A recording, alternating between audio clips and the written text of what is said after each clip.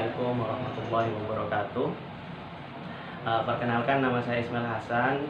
Saya dari SDKIP Al-Hikmah Surabaya, Prodi Pendidikan Matematika. Pada kesempatan kali ini, alhamdulillah saya akan mewawancarai seorang guru yang mengajar di Filipina. Selamat sore, Bapak. Selamat sore. Malam apa sore? Oke, selamat malam, selamat malam. Ya, malam. Di Davao sudah malam. Oke, siap, Bapak. Oke, terima kasih, Pak, telah telah menyediakan waktunya untuk saya bisa mewawancarai jenengan. Oke, sama-sama. Fokus pembahasannya, Bapak, insya Allah mengenai sistem pembelajaran. Oke, seperti Sistem itu. Pembelajaran, oke. Ya, monggo Bapak bisa memperkenalkan diri terlebih dahulu. Oke, ya. Assalamualaikum warahmatullahi wabarakatuh. Waalaikumsalam. Ya, perkenalkan, nama saya adalah Muhammad Imam.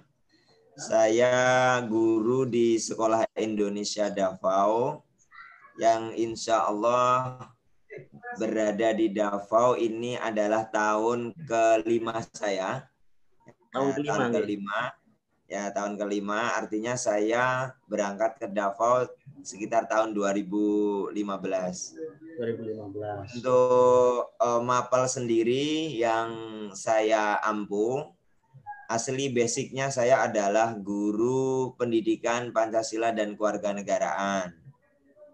Tetapi karena tuntutan pekerjaan di sini, akhirnya seorang guru yang ditempatkan di Davao harus multi skill. Ya, jadi ya nanti ke belakangnya adalah multifungsi, multi skill, multi level, dan multi mapel. Masya Allah. Ya, jadi ya saya mengajar di Sekolah Indonesia Davao mulai SD, SMP, sama SMA. Kalau yang SD yang saya ajar ada 2 mapel, pendidikan jasmani dan olahraga, dan juga pelajaran agama Islam. Nah, untuk SD PJOK-nya atau pendidikan jasmaninya yang saya ampuh kelas 3, kelas 4 sama kelas 5. Terus kemudian untuk agamanya yang saya ampuh adalah kelas 6. Karena memang SD muridnya sedikit, jadi nggak sampai 20 anak dari kelas 1 sampai kelas 6. Terus kemudian untuk SMP, saya sesuai bidang saya hanya ngajar pendidikan Pancasila dan Kewarganegaraan. SMP cuma ada 3 kelas, setiap jenjang cuma ada 1. Terus kemudian untuk yang SMA, masing-masing kelas ada jurusan IPA dan IPS-nya. Jadi yang saya ajar ada 6 kelas. Yang saya ampuh adalah mapel PPKN. Ya mungkin itu adalah perkenalan singkat dari saya. Masya Allah. Berarti sangat berpengalaman gitu. Harus multi level ya, juga nih. Masya Allah. Oke. Tadi sudah disampaikan bahwasanya sudah 5 tahun di Davao di Filipina, bersama keluarga nih Pak. Alhamdulillah masih bujang. Masya Allah. Ya karena mungkin masih bujang jadi nggak ada yang gandolin. Oke, siap. Oke. Ya. Di Indonesia tinggal di mana Pak? Kalau saya aslinya tempat lahir saya di Kota Tuban, Jawa Timur. Ya sama-sama Jawa Timur lah. Ya terus kemudian sebelum saya berangkat ke Davao, saya menjadi guru di Kalimantan Timur. Nah, jadi Kalimantan Timur. Tapi sebelumnya kalau kuliahnya di Universitas Negeri Malang. UM, saya lulus tahun 2011. Setelah itu saya ikut program pemerintah yaitu SM3T, ngajar di daerah terluar, tertinggal, dan terdepan. Alhamdulillah saya penempatan di NTT Manggarai, di Kabupaten Manggarai. Ya, yang saat ini terkenal dengan komodonya. Nah, itu satu bagian lah dari wilayah situ di Flores. Siap. Terus setelah 1 tahun melanjutkan pendidikan lagi, program profesi guru di UNESA, Universitas Negeri Surabaya selama kurang lebih 1 tahun dan lulus sertifikasi tahun 2014. Setelah lulus, kemudian sempat ngajar di Surabaya tapi nggak lama. Kemudian berpindah ke Kalimantan Timur kurang lebih 1 tahun setengah dan kemudian akhirnya ke Davao City. Masya Allah, berarti pengalaman mengajarnya sudah luar biasa nih Pak. Masya Allah. Ya gitulah lika-liku kehidupan, alhamdulillah. Oke, siap. Oh ya Pak, kan kita tahu bahwasanya sekarang kondisinya pandemi nih Pak. Ya. Terus apa sih Pak yang berbeda proses pembelajaran di Davao secara khusus sebelum pandemi dengan ketika sudah ada pandemi? Oke. Jadi memang Sekolah Indonesia Davao menerapkan pembelajaran khusus dengan model online itu diawali pada bulan Maret kalau tidak salah. Sesuai dengan instruksi government atau pemerintah Davao City bahwa tidak ada sekolah yang dibuka ketika itu dan di Davao City kondisinya dalam lockdown. Ya, jadi terkunci. Ya, sehingga tidak diperkenankan orang untuk keluar rumah. Tapi sebelum itu, sebelum bulan Maret, kondisi di Davao City dan mungkin di seluruh dunia masih biasa-biasa saja. Pembelajarannya adalah pembelajaran tatap muka. Untuk di Sekolah Indonesia Davao sendiri, ini ada 2 kategori siswa. Kategori yang pertama adalah kategori anak asrama. Memang di sini adalah boarding school. Nah, kenapa kok ada boarding school? Ini SLN satu-satunya yang menggunakan sistem boarding school atau anak sekolah berasrama. Dari 13 SLN di seluruh dunia. Masya Allah. Ini untuk memfasilitasi para WNI ya dan keturunan yang tinggal berada di luar wilayah Davao City. Karena memang pos-pos kehidupan mereka, kampung mereka itu rata-rata di daerah perbatasan Indonesia. Kalau jaraknya dari Davao City ada sekitar 100 kilo sampai dengan 180 kilometer. Nah, ini tidak memungkinkan anak-anak untuk sekolah ke Davao, misalkan berpendidikan di Davao tanpa ada bantuan asrama. Karena memang boarding house-nya di sini lumayan mahal. Kalau kategori paling murah aja sekitar 2.500 peso itu pun juga sangat-sangat sulit. 2.500 peso berarti kalau dirupiahkan sekitar 750.000 rupiah. Nah, ini tentunya sangat memberatkan buat anak-anak. Akhirnya pemerintah Indonesia memberikan fasilitas berupa asrama. Nah, dan ini semua free gratis, tidak ada dipungut bayaran sama sekali. Terus kemudian kategori yang kedua yaitu sekolah anak luar, ya anak yang tinggal di luar asrama. Ini diperuntukkan bagi WNI dan keturunan yang memang tinggal di Davao City. Artinya mereka tinggal di wilayah Davao. Nah, karena ini anak luar, jadi dia PP pulang pergi. Ya, rumahnya juga di samping-samping tidak jauh dari KJRI, paling jauh 5 kilo dari sekolahan. Nah, terus kemudian setelah adanya pandemi, ini pembelajaran berubah total. Pada awal mula kita menerapkan pembelajaran online full. Ya, online full ini kalau tidak salah kita berjalan hampir bulan Maret, ya Maret, kemudian Januari, Februari, Maret, April, Mei, Juni sampai dengan akhir tahun pembelajaran sampai dengan Juni. Ini pembelajaran online. Ya, baik yang di luar maupun di dalam asrama. Terus kemudian setelah akhir tahun selesai, kita memulai new normal atau pembelajaran baru, bahwa kita menggunakan sistem pembelajaran semi online. Artinya yang anak-anak di dalam asrama, mereka tetap datang ke sekolah. Dan guru-guru pun juga memfasilitasi mereka juga ikut belajar di sekolah dengan sistem pembelajaran tatap muka. Sementara anak yang tinggal di luar sekolah, ya walaupun jaraknya ini dekat, tetapi karena kontrol pemerintah sangat ketat, tidak memungkinkan anak-anak keluar dari rumah, sehingga mereka tetap pembelajaran online. Jadi guru ketika mengajar itu dengan dua sistem. Ya, satunya pegang laptop online untuk memfasilitasi murid-muridnya yang di luar, dan satunya harus berhadapan dengan murid yang anak-anak asrama. Untuk presentasi anak asrama sama luar, ya 80%, ya sekitar 75-80% siswa kami tinggal di asrama. Masya Allah, berarti memang ketika adanya pandemi itu langsung berubah total gitu Pak?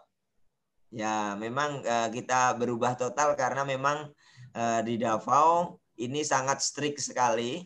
Jadi pemerintahnya mungkin kalau di Indonesia ada beberapa dan warganya cukup sangat taat terhadap peraturan yang dikeluarkan oleh pemerintah. Jadi mereka kalau disuruh keluar, ya mereka nggak akan berani untuk keluar rumah. Ya, karena memang ada denda ya yang diberikan oleh pemerintah, dan juga kalau tidak bisa membayar juga ada hukuman pidananya, yaitu misalkan di penjara dan sebagainya. Berarti disiplin gitu Pak di Davao ya? Ya, oke ya. Di sini orangnya cukup sangat disiplin. Insya Allah. Kalau saya tanya gini Bapak, Bapak Imam, bagaimana cara menyesuaikan dirinya, kan sebelumnya memang nggak ada pandemi, khususnya dalam mempersiapkan pembelajaran, itu kan butuh penyesuaian Bapak. Kalau Bapak Imam sendiri bagaimana penyesuaiannya?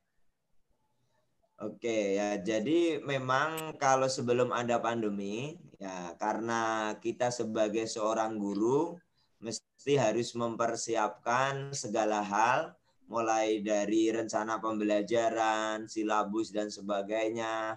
Nah, karena ini berjalan normal, sama seperti yang dilakukan oleh guru-guru pada umumnya, mempersiapkan media dan sebagainya sebelum belajar. Tetapi ketika setelah pandemi, memang agak menyulitkan ketika awal-awal, karena memang saya yakin setiap siswa, setiap guru belum terbiasa dengan kondisi seperti itu. Memang ketika pembelajaran online, kita sepakat di Sekolah Indonesia Davao ini tidak menggunakan Zoom. Ya, jadi aplikasi yang dipakai adalah Google Meet, ya, dan kemudian komunikasi di media sosialnya pakai Messenger. Terus terang orang Filipina tidak familiar dengan WhatsApp.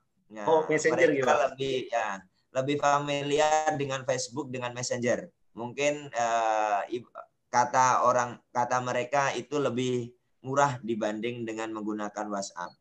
Terus kemudian ketika kita pembelajaran, ya rata-rata semua guru menggunakan Google Meet, ya yang notabene bandwidth-nya tidak membutuhkan kuota banyak. Ya kasihan juga harus ketika murid dengan segala keterbatasannya harus menggunakan Zoom. Nah, jadi kita menggunakan aplikasi Google Meet ya untuk itu. Terus kemudian ya sama aja sebetulnya antara online sama tidak online. Ya kita mempersiapkannya juga ketika mau mengajar, mau KBM di kelas, persiapannya juga sama. Ya, tetapi ya guru di sini dituntut untuk melek terhadap dunia digital. Ya, terus kemudian siswa juga harus memanfaatkan teknologinya dengan baik. Ya mungkin itu jawaban saya. Oke, terima kasih Mungkin Bapak. kurang jelas. Kalau kurang jelas juga bisa di feedback. Nggih. Saya mau tanya ini Bapak, karena kan tadi sudah diceritakan hampir sama sebenarnya persiapan ketika sebelum pandemi dan juga pandemi. Pertanyaan saya Bapak, kira-kira ketika proses pembelajaran pada saat pandemi, pembelajaran seperti apa yang paling efektif? Karena memang banyak yang mengeluhkan bahwasanya pembelajaran daring itu nggak efektif. Terus pembelajaran yang efektif ketika pandemi itu seperti apa Bapak? Apa sih solusinya dari Pak Imam? Oke, ya memang saya sebagai guru merasakan hal yang sangat-sangat berbeda. Ya, jadi pembelajaran tatap muka saya kira lebih efektif. Kita lebih tahu kondisi siswa, kita bisa mengontrol siswa karena siswa berhadapan dengan kita tatap muka. Tetapi ketika pembelajaran online, ini kita dihadapkan dengan berbagai macam problem, terutama adalah mengenai gadget dan juga jaringan internet. Walaupun kita di luar negeri, Davao, ini juga kondisinya hampir sama dengan yang dialami di Indonesia, bahwa para murid di sini memiliki keterbatasan juga dalam hal penggunaan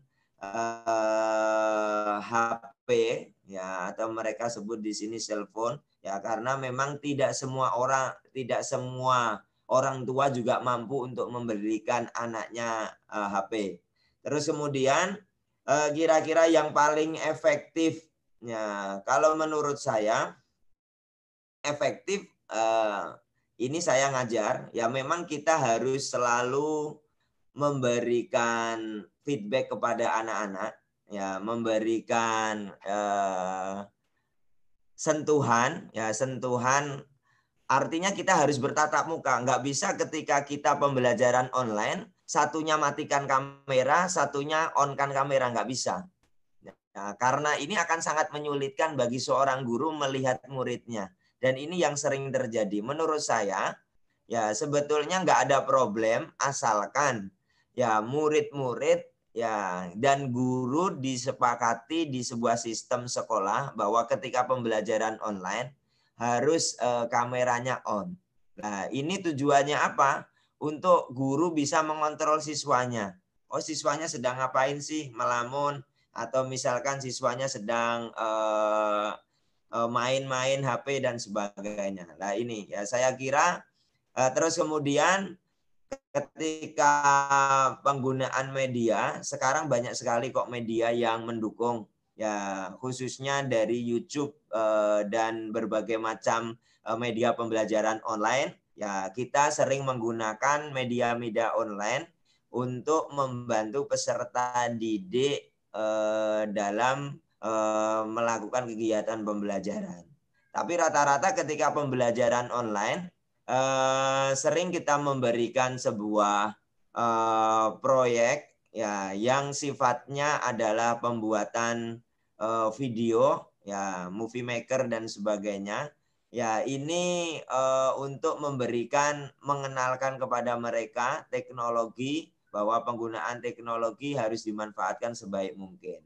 Nah, jadi mungkin itu terkait masalah yang efektif. Tapi kalau diminta lebih efektif lagi ya pembelajaran tatap muka. Oke, siap.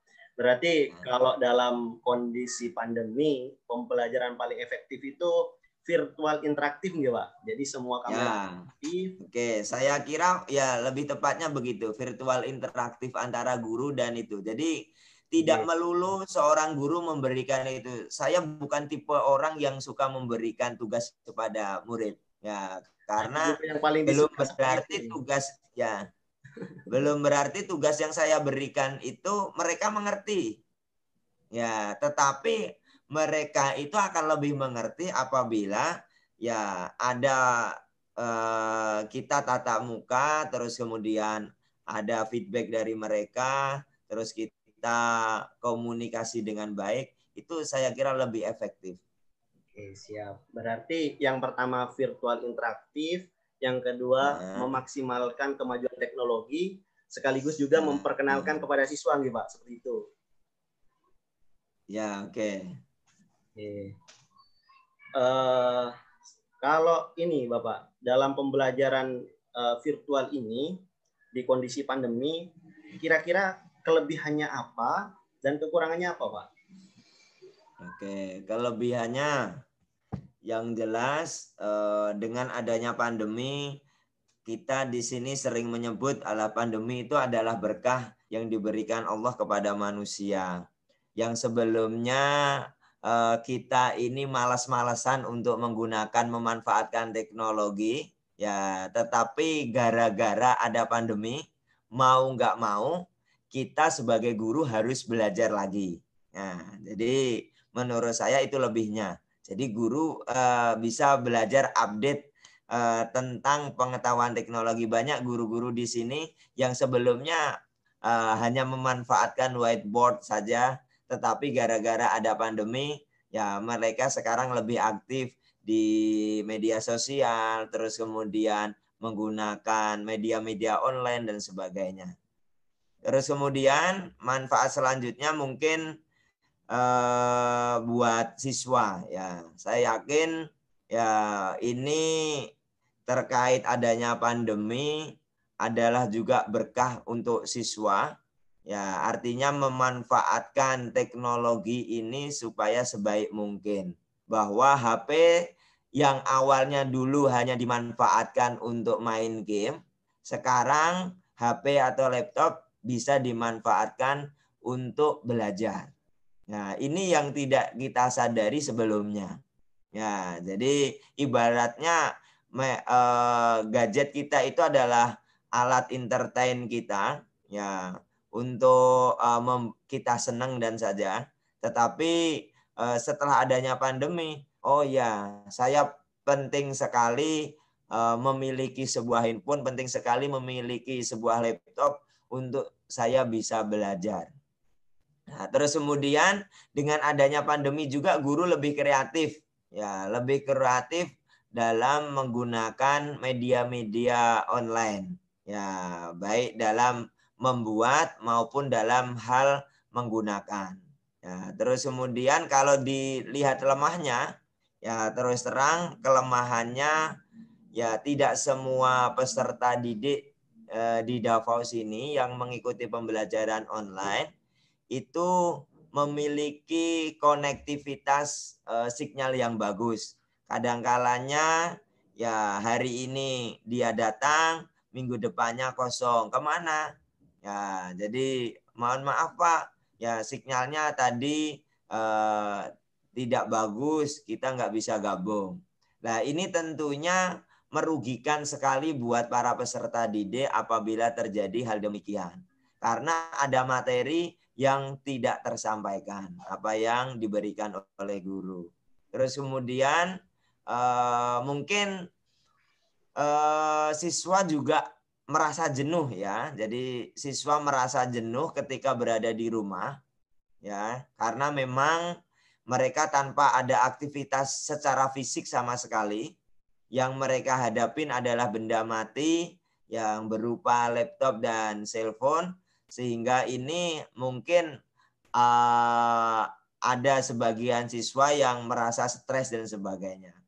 Nah, untuk mengantisipasi itu, kita misalkan 1 minggu sekali atau 1 bulan sekali memberikan kesempatan siswa untuk datang ke sekolah, untuk bertatap muka dengan Bapak Ibu guru, dan mengikuti pembelajaran tatap muka.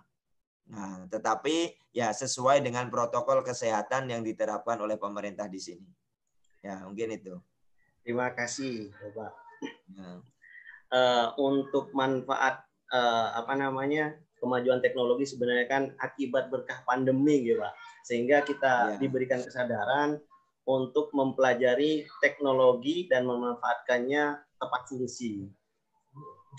Kira-kira dengan pemahaman kita terhadap pada teknologi ini Pak, gara-gara pandemi tadi disampaikan, kira-kira nanti ketika kondisi sudah normal, benar-benar normal, apa manfaatnya Pak dengan pemahaman kita berkat pandemi ini. Oke, ya.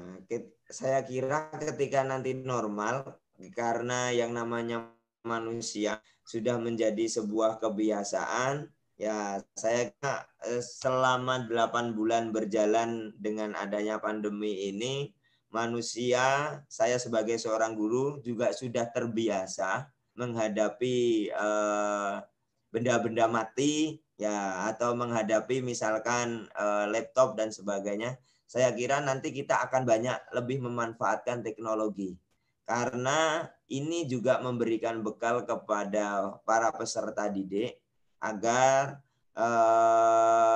mereka tidak ketinggalan dengan dunia luar. Karena memang begitu cepatnya perkembangan zaman, kalau misalkan kita tetap jalan di tempat, kita kembali ke awal, ya yang namanya teknologi nggak pernah disentuh, ya, kita mesti akan ketinggalan oleh negara-negara lain. Ya, saya kira ya apa yang baiknya di masa pandemi kita tetap akan adopsi untuk diterapkan ketika nanti masa pandemi sudah selesai. Terima kasih Bapak. Oke, mungkin ini pertanyaan untuk penutup ya Pak. Kira-kira Bapak, berdasarkan kondisi yang mungkin akan terus berubah, tidak hanya gara-gara pandemi kita mengalami perubahan yang signifikan, saya rasa nanti kemajuan teknologi terus akan berkembang, mungkin juga laptop tidak akan ada nanti, akan ada laptop yang menggunakan sensor. Kira-kira Bapak, apa sih yang perlu kita persiapkan sebagai calon guru? Saya kan mahasiswa pendidikan seperti itu. Kira-kira apa yang perlu kita persiapkan? Ya, dalam istilahnya sebaik apapun teknologi dan secanggih apapun teknologinya, ya, tetapi kemampuan usernya ini tidak mumpuni, maka tidak ada gunanya kita dengan kemajuan teknologi. Ya, misalkan dengan secanggih apapun HP yang kita miliki, tetapi kita tidak bisa menggunakan, ya maka HP tersebut hanya bisa untuk calling, SMS, mungkin hanya main media sosial. Ya, oleh sebab itu yang wajib kita tanamkan mulai sejak sekarang adalah bagaimana siswa tersebut secara bertahap, ya ini terbiasa dengan penggunaan ya positif teknologi, ya teknologi yang sifatnya untuk hal-hal yang positif, karena banyak sekali juga ya dengan adanya teknologi hal-hal negatif juga ikut bersamaan. Ya, oleh sebab itu tentunya bekal yang paling utama tetap kepada user, ya, yaitu dengan saya sebagai guru PPKN, ya ada beberapa keterampilan yang harus mereka kuasai, khususnya adalah keterampilan kalau dalam KI-nya adalah KI 1 sama KI 2, kompetensi inti 1, kompetensi inti 2, yaitu tentang sosial dan keagamaan. Saya kira itu juga harus diperhatikan oleh para peserta didik maupun guru.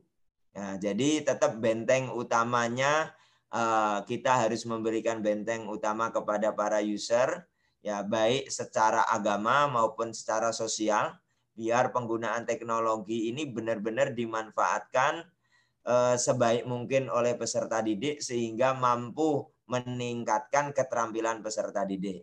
Nah, terus kemudian selain itu, karena dunia digital itu sangat luas, bisa kita manfaatkan sebagai sumber informasi dan sebagai sumber ilmu pengetahuan. Ya, jadi mungkin murid-murid lebih banyak interaksi dengan dunia digitalnya daripada dengan dunia nyatanya. Nah, ini kita harus membekali kepada para peserta didik, ya kira-kira informasi mana yang baik untuk diserap dan informasi mana yang harus kita tinggalkan. Jadi peran utama yang menurut pendapat saya adalah kita sebagai user harus siap menghadapi teknologi, sebagus apapun teknologi dan secanggih apapun teknologi yang dibuat manusia, apabila usernya ini tidak mampu mengoperasikan, maka itu tidak ada fungsinya apapun. Oke, saya kira itu. Berarti kita harus lebih siap daripada perkembangan teknologi seperti itu, nih, Pak. Nah, oke. Oke.